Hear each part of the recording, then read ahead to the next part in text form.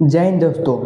तो हमने कल अपने वीडियो में जाना था कि प्रकाश का परावर्तन क्या है और इसके कितने नियम हैं, पारभासी, अपारदर्शी, सफलपन और भी कुछ के बारे में जाने थे। आज आप लोगों का क्लास चलने वाला फिजिक्स का, और ये इसका चैप्टर का नाम है क्या, प्रकाश का परावर्तन। और प्रकाश के परावर्तन में आप लोगों का कौन सा टॉपिक है, ये है गोलीय दर्पण। आज आप जानेंगे कि गोलीय दर्पण क्या है, इसका क्या काम है और कहाँ का ये उपयोग होता है। देखिए यहाँ गोलीय दर्पण क्या है कि जिस दर्पण की परावर्तक सतह खोखले गोले का भाग होता है उसे गोलीय दर्पण कहा जाता है। इसे कहा जाता है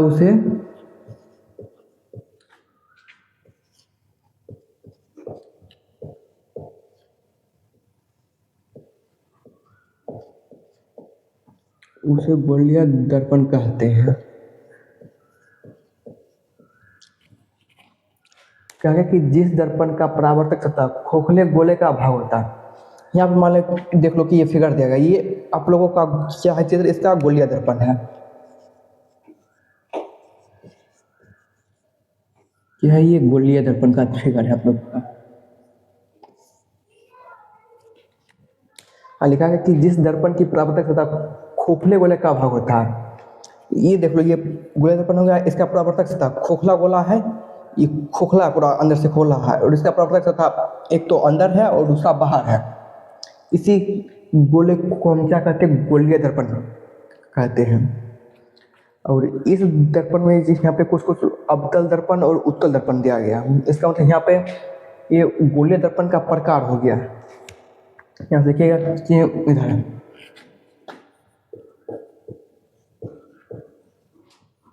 गोलीय दर्पण कितने प्रकार के होते हैं।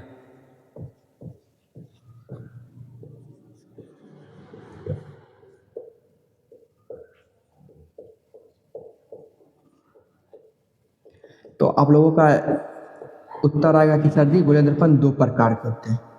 पहला हो गया अवतल दर्पण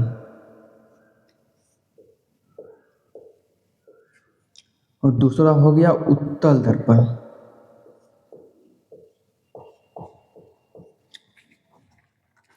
क्या होगा कि गोलीय दर्पण के कितने प्रकार, दो प्रकार होते हैं, पहला अवतल दर्पण और दूसरा उत्तल दर्पण।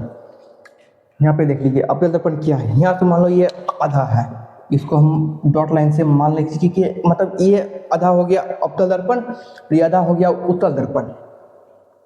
अब देखो यहाँ से पॉइंट बनाते कैसे कि अवतल दर्पण का परावर्तक सतह क्या होता है, बाहर होता है। ये जो भाग है, जो ये जो पूरा भाग हो गया, ये क्या हो गया, बाहर हो गया। और ये जो भाग है हो गया, ये क्या हो गया, सॉरी ये वाला भाग, ये वाला भाग अंदर हो गया। नहीं लिखा गया कि अवतल दर्पण का परावर्तक सतह किधर होता है, अवतल दर्पण का परावर्तक सतह बाहर होता है और उत्तल दर्पण का परावर्तक सतह अंदर होता है। ये जो है ना, ये वक्रता तिरछा डॉट लाइन से, वक्रता तिरछा को हम 8 से भी सूचित किया जाता है, ये बात आप लोग ध्यान रखिएगा। और ये जो एक लाइन जो यहाँ से लंबा जो लाइन खींचे हैं, इस लकीर का नाम हो गया प्रधान अक्ष। क्या हो गया, प्रधान अक्ष। और यहाँ पे जो जो क्रॉस कर रहा, जो डॉट लाइन जो टच कर रहा है यहाँ पे, इसको ध्रुव बोलते हैं हम। इसको किसका ध्रुव बोलते हैं, अवतल दर्पण का ध्रुव की, या अवतल दर्पण का ध्रुव हो या उत्तल दर्पण का ध्रुव हो, दोनों को हम पी से ही सूचित करते हैं। अब यहाँ से जो कटता, जो एक तिरछा जो निकला, जो यहाँ से डॉटल लाइन जो निकला, जो उत्तल दर्पण के जो फिगर जो आती है, मान लें कि वक्रता तिरछिया हो गया, और इस तिरछिया जहाँ से जो कटती है जो बिंदु, उसको वक्रता केंद्र कहते हैं। और वक्रता केंद्र को हम किससे सूचित करते हैं, सी से सूचित करते हैं। किससे सूचित करते हैं, सी से। अब देखेंगे कि गोलीय दर्पण के प्रकार के परिभाषा देखते हैं। ये सब आप लोग नोट कर लीजिएगा अपने बुक में, सॉरी अपने नोटबुक में।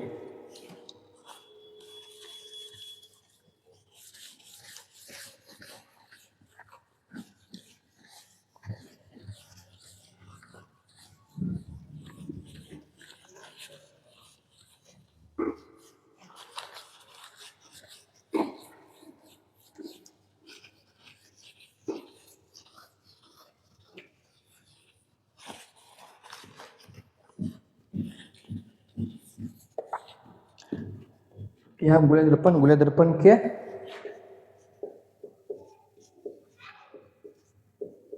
प्रकार।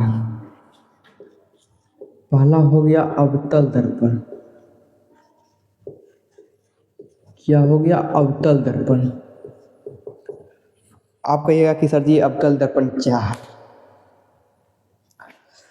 तो अवतल दर्पण क्या है तो बताते हैं। अवतल दर्पण गोलीय दर्पण का वैसा भाग है जिसका परावर्तक सतह बाहर की ओर होता है, उसे अवतल दर्पण कहते हैं। ये बात आप लिखिएगा। लिखा गया कि गोलीय दर्पण का वैसा भाग, गोलीय दर्पण का वैसा भाग जिसका परावर्तक सतह बाहर की ओर होता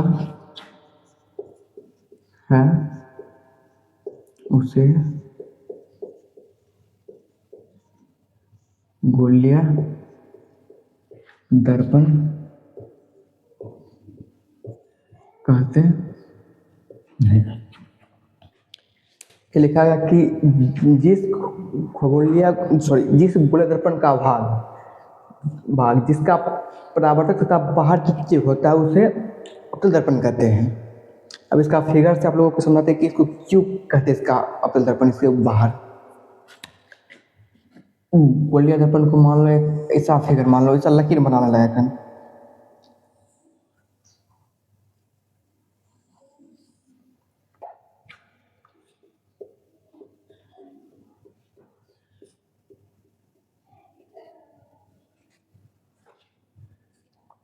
हम लोग तुम लोग पूछो कि ये जो मान लिए हम गोलीय दर्पण का ये आधा फिगर है, गोलीय दर्पण का आधा भाग है ये। और हम जो ये जो किए इस तरह, इसको क्या कहते हैं? कलई कहते हैं। इसका मतलब इस शीशा को एक भाग से रंग दिए, उसको कलई कर दिए। अब कहा है कि ये जो अंदर का भाग को हम रंग दिए, कलई कर दिए। अब पहले देखिए, कहा है कि वैसा भाग जिसका परावर्तक सतह बाहर की ओर होता है, ये रहा इसका परावर्तक सतह, ये हो गया। यहाँ से आप मान लो कि ये सूर्य हुआ, सूर्य को हम ऐसे सोच करते हैं, ये सूर्य हुआ।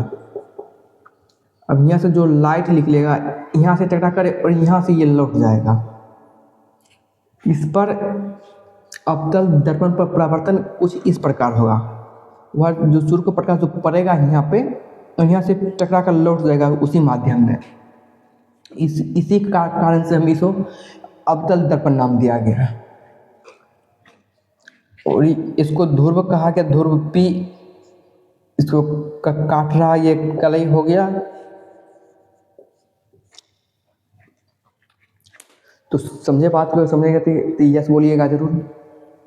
अब आपको लोग बताते हैं कि उत्तल दर्पण क्या है। यहाँ पे अवतल दर्पण समझ गए होंगे।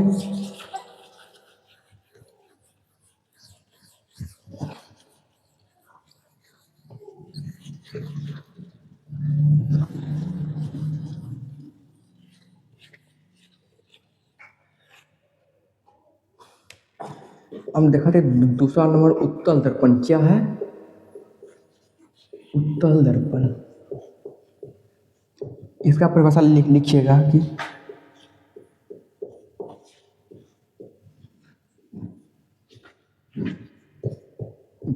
गोलीय दर्पण का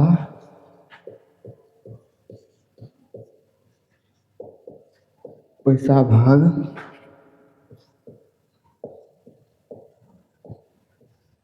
जिसका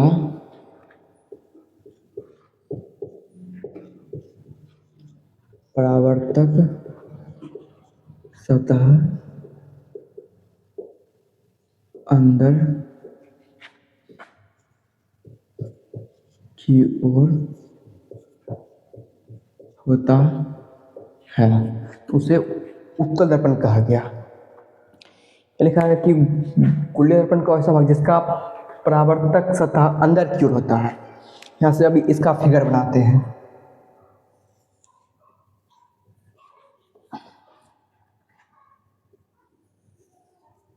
ये मान लो कि ये फिगर हो गया उत्तल दर्पण का। अब इसका क्या कहा गया कि परावर्तक सतह अंदर की ओर होता है। परावर्तक सतह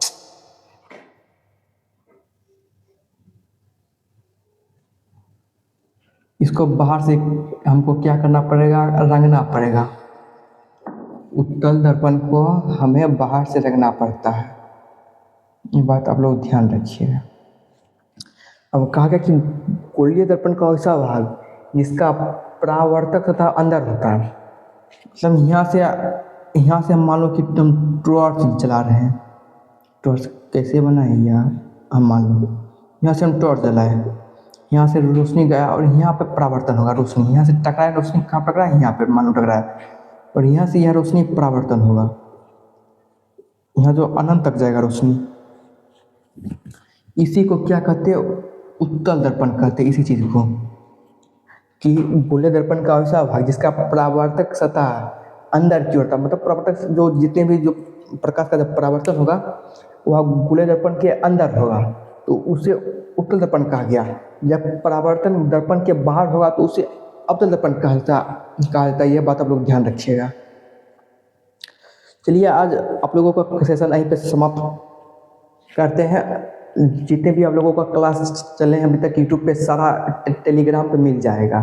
और टेलीग्राम का वही चैनल है कि लिख देते इधर, टेलीग्राम चैनल ये है,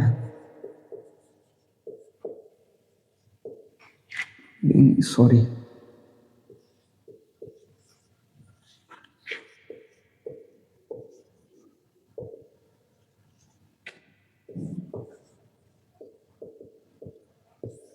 ये हो गया हमारा टेलीग्राम चैनल।